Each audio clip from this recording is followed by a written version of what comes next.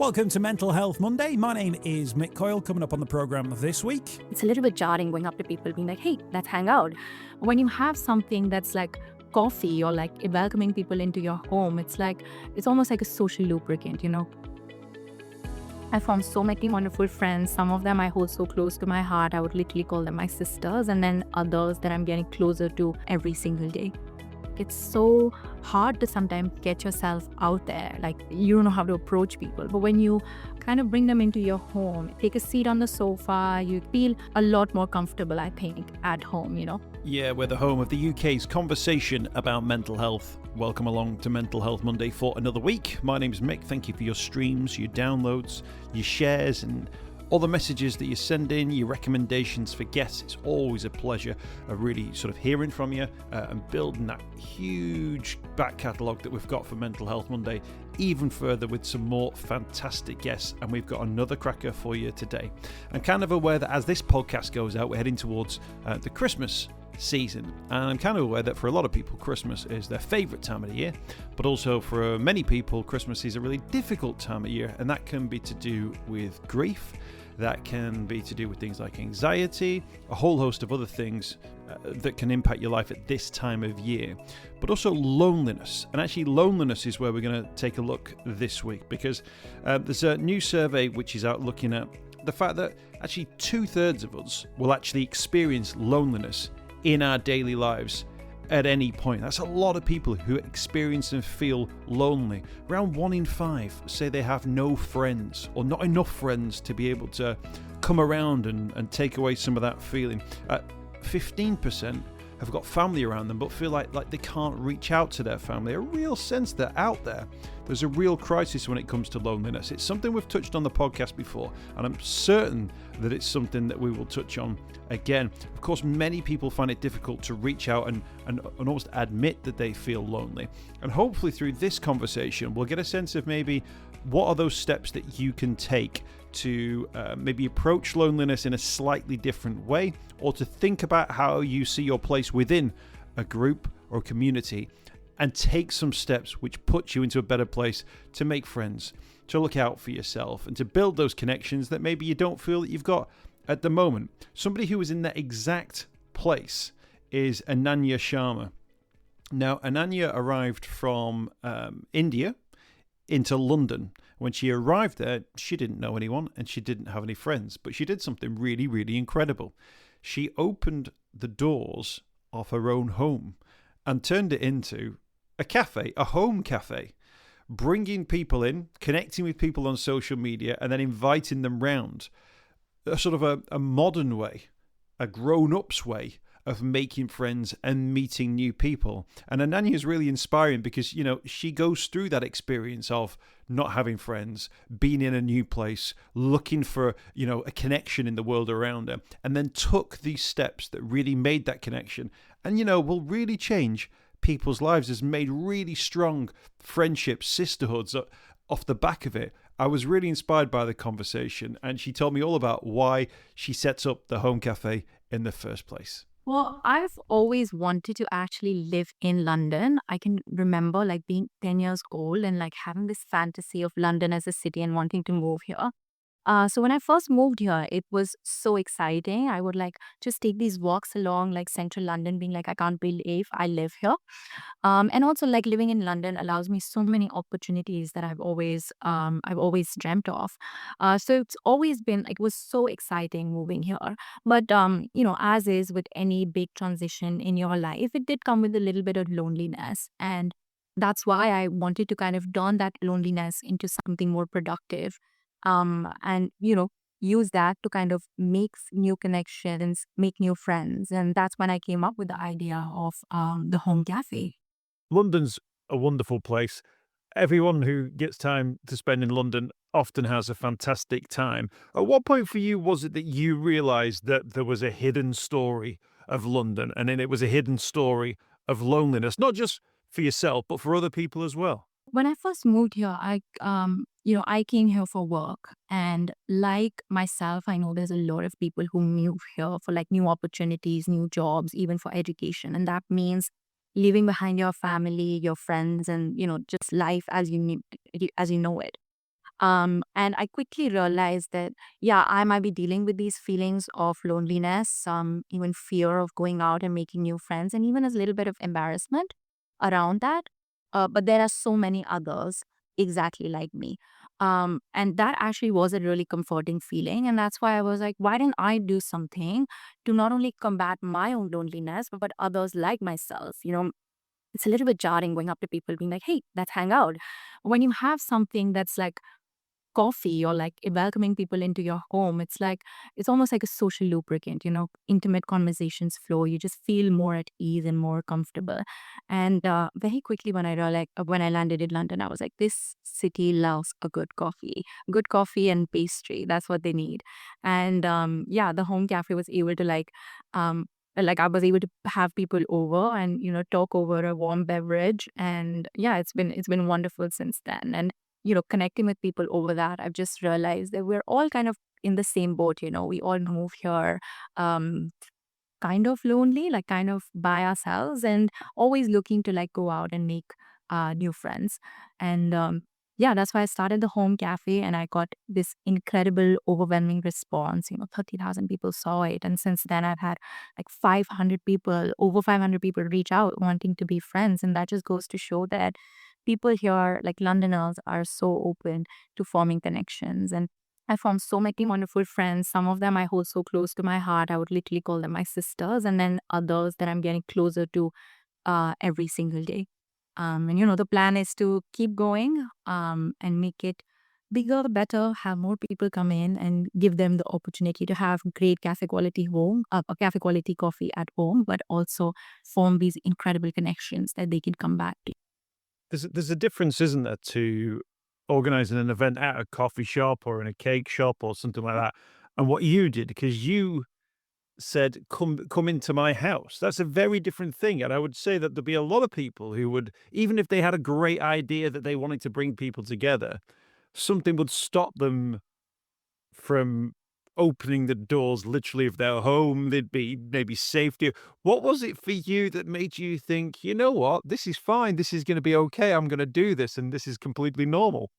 No, I definitely dealt with those questions. I was like, oh, is it even safe? So I like as a precaution to myself, I would try to get to know them a little bit more before, like through message, for example, talk to them a little bit more. And most of them came with like pure great intentions, so I felt very much at ease. But the reason why I wanted to welcome them into my home as opposed to holding like an event is because, again, like it's so hard to sometimes get yourself out there, like go up to an event. It's a little bit more high stakes, so like, you know you don't know how to approach people. But when you kind of bring them into your home, it's more stripped down. It's more comfortable. You can take a seat on the sofa. You can you just feel a lot more comfortable, I think, at home.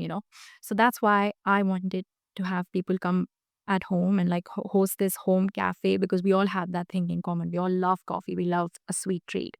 So yeah, that's why I did it at home, and I want to continue doing it at home, because doing it at home just allows people to be more comfortable, more at ease, and get over that like fear of uh, reaching out and making connections. So yeah, of course there is. I wouldn't say like just in my just about everyone, and I do my due diligence before I let anyone into my just about anyone into my house. But so far it's been so incredibly rewarding, and even now, like even when I'm not hosting the home cafe, my friends just come back to my home like after a long day to decompress, and we have like a good coffee and our cookies, and we enjoy ourselves. So yeah, home has become like the top handle spot for me. It reminds me of something called third place theory. I've mentioned this a couple of times on the podcast. So there's this thing called third place theory, which is based on the idea that in our lives we have home and we have work, and then we have a third place. And like for our parents, it might have been like church, it might have been a social club, it might have been a sporting activity. But now with our modern lives, people lost that third place because it's home, it's work, it's back home, it's work again. And in some cases, people now work from home and it's home and nowhere else. So you never get that opportunity to sort of be not in one of those two places and almost take a third perspective at your home life, your work life, and give you the opportunity to kind of go, am I in a good place at the moment? If you never get that third place perspective, you don't get the opportunity to assess how you feel in either of those places. And actually, what you've done is you've created that third place for people. So they've got home, they've got work, but they've also got somewhere they can come and talk about home and work and really assess it, but from a point of view that they can see it both really clearly. No, it's funny that you say that because there was another person who pointed that out to me. They were like, "You have turned your home into a third place." Because I wondered that as well. I go and at home and then I come to work, and the only third place that I felt like I was going to was my phone. And I was like, I don't want to do that anymore. I want to have a third place. And in 2024, I feel like third places are kind of disappearing, or because we spend so much time at either work or at home or on the phone or on the internet, that I feel like this idea of third place is slightly vanishing. And if I'm able to turn my home into a third place for myself and for people around me, then I think it's a win-win for all. No, absolutely. I think we all need a third place, and for some that's a sport, for some it's a coffee shop, for some, it's a library or it's just somewhere completely different. But yeah, that sense of perspective is really, really crucial. Let's talk through some of the stats that are around loneliness, because I think sometimes people underestimate just how big a problem loneliness is across the country. But 60%, 66%, 2 in 3 people experience regularly loneliness in their daily lives, around 1 in 5. So that's because they either have no friends or so few friends that they're not able to make those connections as well. That's a significant number, isn't it? In terms of loneliness and how it makes you feel and the experiences that people talk to you about loneliness, what are those sort of common themes that they talk about what loneliness actually feels like, as opposed to it being just, I'm on my own? Yeah, that's a great question. I'll speak from my perspective as someone who is in her like mid-20s, who moved to a new city for work. A lot of the people that I connect with are also in the same stage of life, about the same age group, have all moved here for work, are in their early careers. And yeah, for us, I think all our friends in the past have been through some sort of circumstance. So, university or the city that we're from or school or something like that. And going through a big transition, moving abroad, moving elsewhere, it just puts you in a situation where you don't really know how to even meet friends. And I know that's something that my friends have echoed as well. Like in your mid-20s, mid to late 20s, you don't really know how to make friends because you're not in those same circumstances that allow you to make friends easily. And like other thing, of course, loneliness is a very strong feeling, but along with that comes, feelings of confusion. Like, how do I go out and make friends? Also, fear because we never really put ourselves out there like that. And I know I dealt with that as well. I was scared of being perceived as lonely. It's not a nice, like a comfortable feeling or not a characteristic that you would like to be associated with. And also, there's a little bit of embarrassment even, because personally for me, I thought that coming to London would be I'm going out every night. I have a big group of friends and all of us, creative young people, and I felt like I wasn't living up to that fantasy that I held of it. Um, but yeah, there's so many feelings that accompany just loneliness, and that's why it's so important to flip that into something more rewarding and more wholesome and fulfilling. And yeah, the home cafe is just one of the ways that I was able to do that. And I still meet my friends that I met like through my first home cafe from time to time. And like earlier, it was just like a small thing, on a little dining table, and I'm serving like instant coffee. And now I have this like serving like frappuccinos and lattes, and the conversations are just getting better and better. But yeah, I like there's not just when you feel lonely, you don't just feel lonely, you feel a lot of other feelings as well. But I think so many people feel that. So many people are familiar with that feeling. And once we're able to kind of get over that fear of reaching out, fear of being perceived as lonely, that's when the most meaningful conversations come.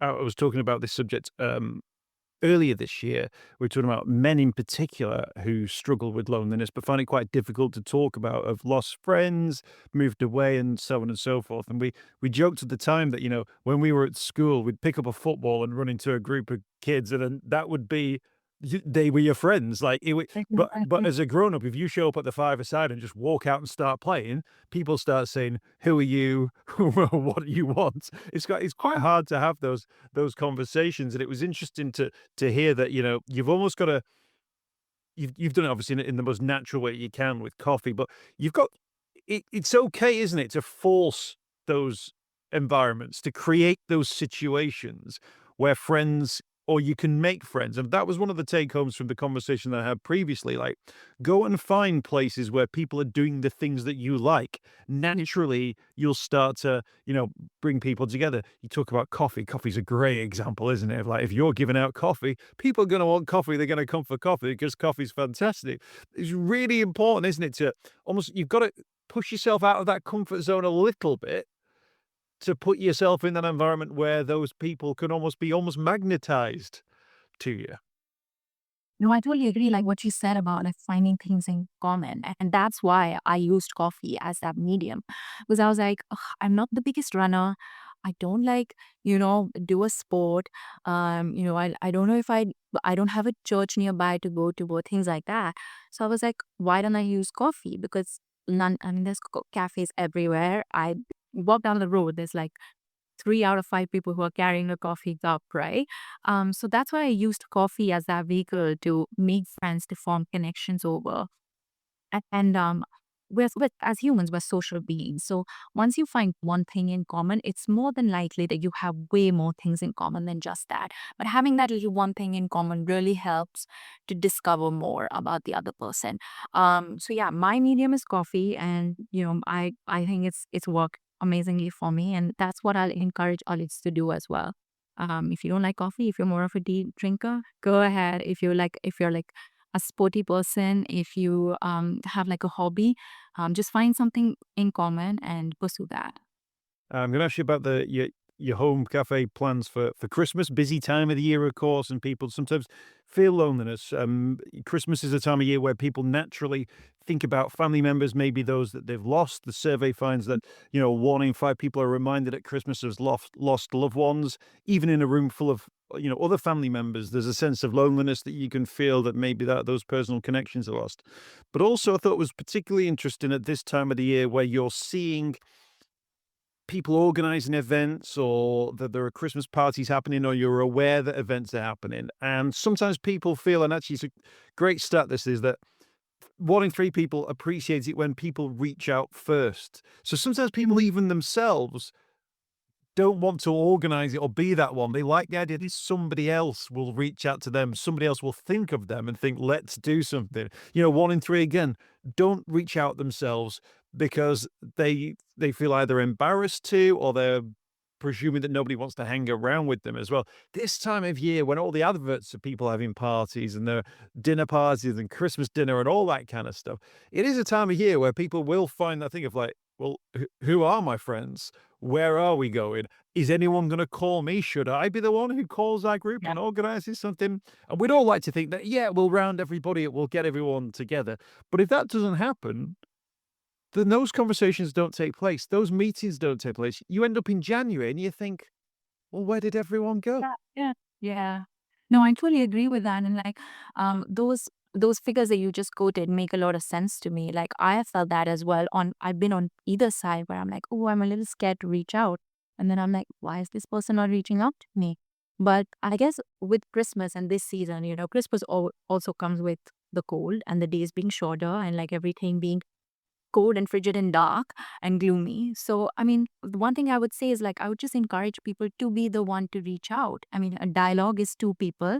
And if you want to talk to the other person, then I would just say reach out. If your message gets left on seen or unread, then at least you did your part. You know what you have, you know about that relationship.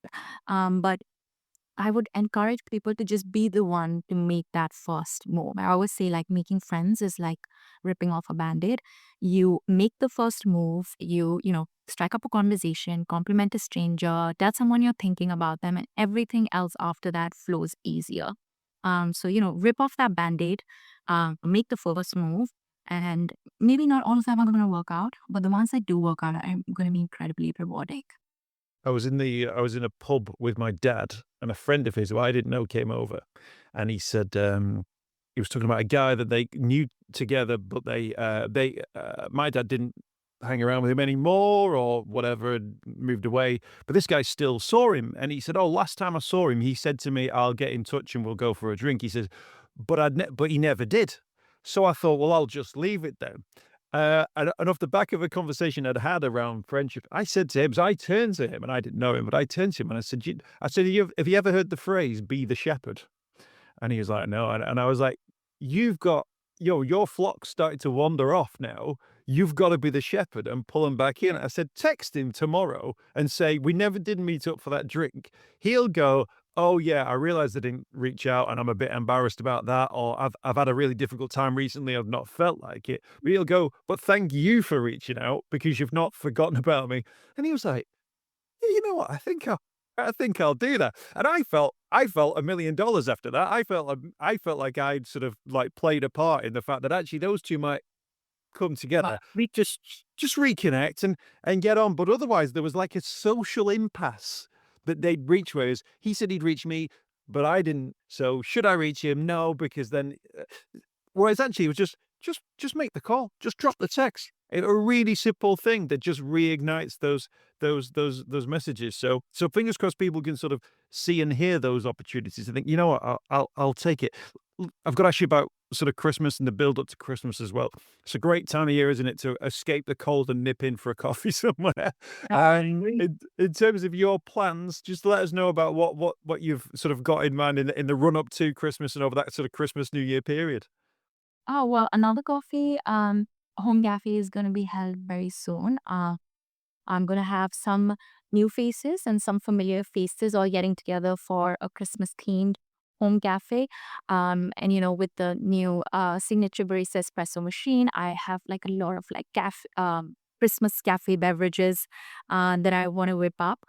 And yeah, I mean, it's going to keep getting bigger and better. I understand. This is actually my first winter I'm going to be hosting like home cafes at. I started in like the spring, right as we were turning into summer.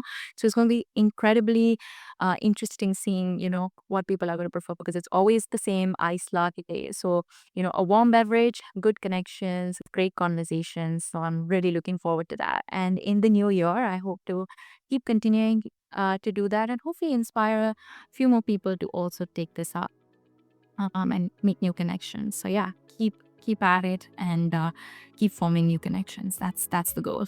Brilliant stuff. Well, if it's okay with you, I'll share some of your details on places like Instagram and things like that. I'm not expecting all of those people will come down to the Home Cafe, but I'm hoping that they'll see it and be inspired by it and make those connections as well. So thank you so much for sharing your story today. Fantastic work that you're doing and a real sort of proactive work within the community, making a real difference as well. Thank you for speaking to us. Oh, thank you so much. It was so lovely speaking to you, and you're also doing incredible work. And yeah, I mean, hopefully with this, people will be more inspired to like make connections, especially during Christmas. I hope you've enjoyed this week's podcast. Thanks for checking out Mental Health Monday. My name is Mick Coyle. You can find me on Twitter at Mr. Mick Coyle. You can also find me, Mick Coyle, on Facebook as well. Don't forget, if you want to speak to somebody about your mental health, you can do so. The Samaritans, free to call on 116 123. You can find mental health services where you are. Just look for the Hub of Hope. Type in your postcode. It'll find those mental health services close to you. And for support in a crisis, you can text SHOUT to 85258. That's if you're experiencing a personal crisis, you're unable to cope and need support. Shout to 85258. That's a text line. Do get involved in those services. In an absolute emergency, always remember the number to call is 999. Thanks for downloading the podcast this week. We'll be back next week with more Mental Health Monday.